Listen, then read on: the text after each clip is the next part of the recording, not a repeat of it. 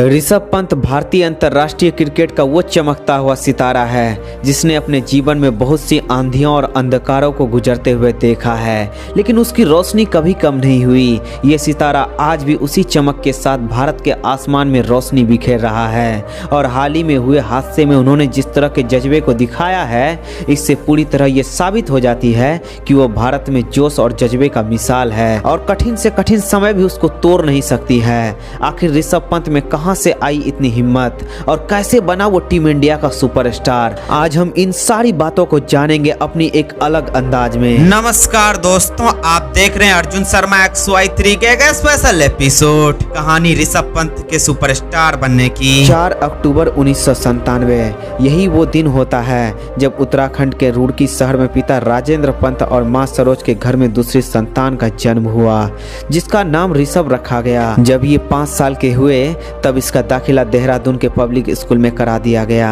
पंत के पिता भी यूनिवर्सिटी लेवल तक क्रिकेट खेल चुके थे।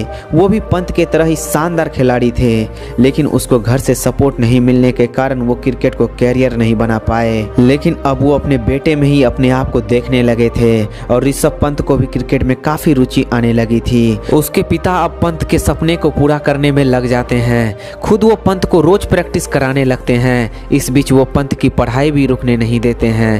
पंत का खेल भी अब धीरे धीरे इम्प्रूव होते जा रहा था, लेकिन तभी उसके पिता को एक आभास होती है कि ऐसे में पंत एक अच्छा क्रिकेटर नहीं बन पाएगा, जिसको लेकर अब वो पंत के लिए एक अच्छे कोच के तलाश में जुट जाते हैं और 12 साल की उम्र में पंत का एडमिशन दिल्ली के सोनेट क्रिकेट क्लब में करा देते हैं, जहां पंत को सप्ताह में 2 दिन शनिवार और रविवार को प्रैक्टिस करने जाना पड़ता है। दिल्ली में उसके रहने का कोई जगह नहीं था। पिता की आर्थिक स्थिति भी इतनी अच्छी नहीं थी कि पंत कोई रूम लेकर वहां रह सके। पंत के छोटे होने के कारण उन्हें अकेला रखना भी एक रिस्क था।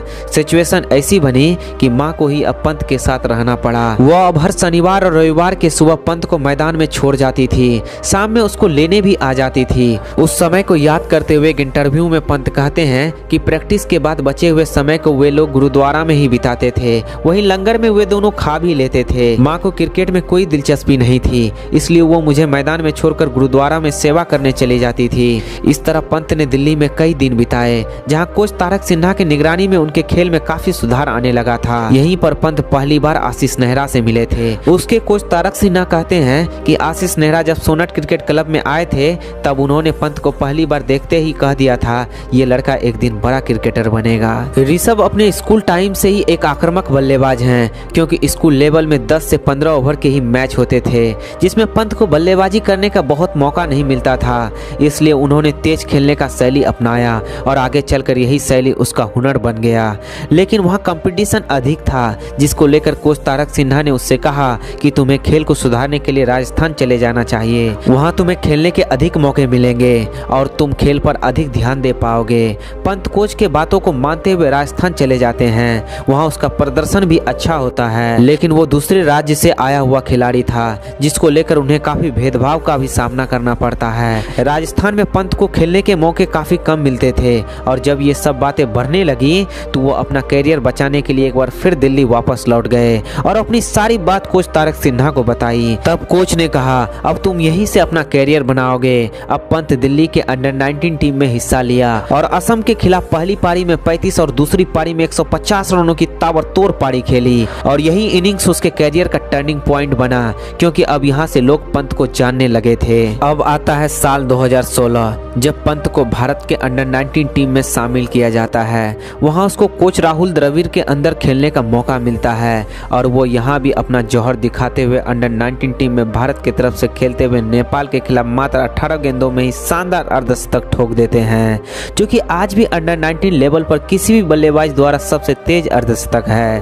और 22 अक्टूबर साल 2015 को पंत रणजी ट्रॉफी में डेब्यू करते हैं। उसके कुछ दिनों बाद ही वो विजय हजारे ट्रॉफी में भी डेब्यू कर जाते हैं। अपने दूसरे रणजी ट्रॉफी सीजन में ही वो दिल्ली की तरफ से खेलते हुए महाराष्ट्र के खिलाफ कुछ ऐसा कर जाते हैं जिसके बारे में किसी ने सोचा भी नहीं होता है, क्योंकि वो अपने एक ही पारी में 300 रन ठोकने वाले सबसे युवा बल्लेबाजों के लिस्ट में शामिल हो जाते हैं। और वो यही नहीं रुकते हैं, बल्कि उसी सीजन में झारखंड के खिलाफ मात्र 48 गेंदों में शतक ठोककर सबको चौंका देते हैं। यहाँ से अब सबकी नजर पंत की ओर ही जा रही थी, क्योंकि उसके शॉट्स को देखकर सभी मंत्रमुग्ध हो जाते थे। अब भी पंत की वो पारी को कोई भी नहीं भुला सकता है, जब पंत ने अंडर 19 वर्ल्ड कप में शानदार शतक लगाकर भारत को सेमीफाइनल तक पहुंचाया था। यहां भले ही भारत अंडर 19 वर्ल्ड कप नहीं जीत पाई थी, लेकिन भारतीय क्रिकेट को एक हीरा जरूर मिल गया था।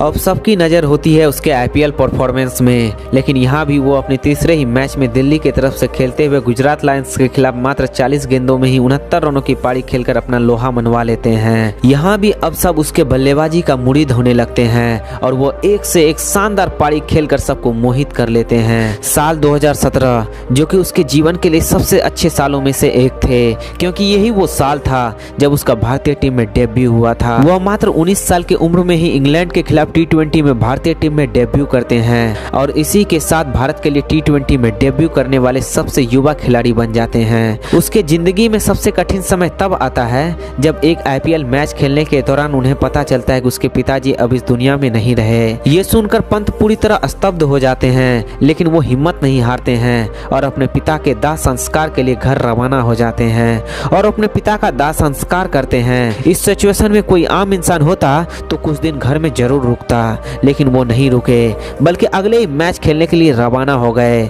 उसका अगला मैच बेंगलोर के खिलाफ था, जिसमें उन्होंने अपने सारे गम को भुलाते हुए एक शानदार अर्धशतकीय पारी खेली। एक बार फिर से दुनिया को सचिन और विराट की कहानी दोहराती हुई दिख रही थी। पंत भी अब उस महान खिलाड़ी के बलिदानों के लिस्ट में शामिल हो चुके थे, जिसने क्रिकेट के लिए सब कुछ त्यागा है। अब साल आता है 2018, जब पंत का टेस्ट टीम में भी डेब्यू हो जाता है और पंत अपने पहले ही टेस्ट मैच के पारी की शुरुआत शानदार छक्का लगाकर करता है और भारत की तरफ से वो ऐसा करने वाला पहला खिलाड़ी बन जाता है। वो अब यही नहीं रुके, बल्कि 11 सितंबर 2018 को अपना टेस्ट सेंचुरी भी लगा दिया और इस तरह से वो भारत के पहले विकेट कीपर बल्लेबाज बने जिन्होंने इंग्लैंड के खिलाफ इंग्लैंड में ही टेस्ट शतक जड़ा हो। अब यहाँ से पहली बार सबको यह एहसास होने लगा था कि एक पंत ही है जो MS धोनी की कमी को पूरा कर सकता है और अब उसका वनडे में भी डेब्यू हो जाता है। अब यहाँ से वो अपने परफॉर्मेंस से पूरी दुनिया को अपनी तरफ आकर्षित करना शुरू कर देते हैं, जिसमें वो ऑस्ट्रेलिया के खिलाफ एक ही टेस्ट मैच में 11 कैच पकड़ने का अजीबोगरीब कारनामा कर देते हैं। अब पंत के लिए सब कुछ अच्छा हो रहा था, लेकिन धोनी के संन्यास लेने के बाद अचानक उसे क्रिटिसिज्म का सामना करना पड़ा,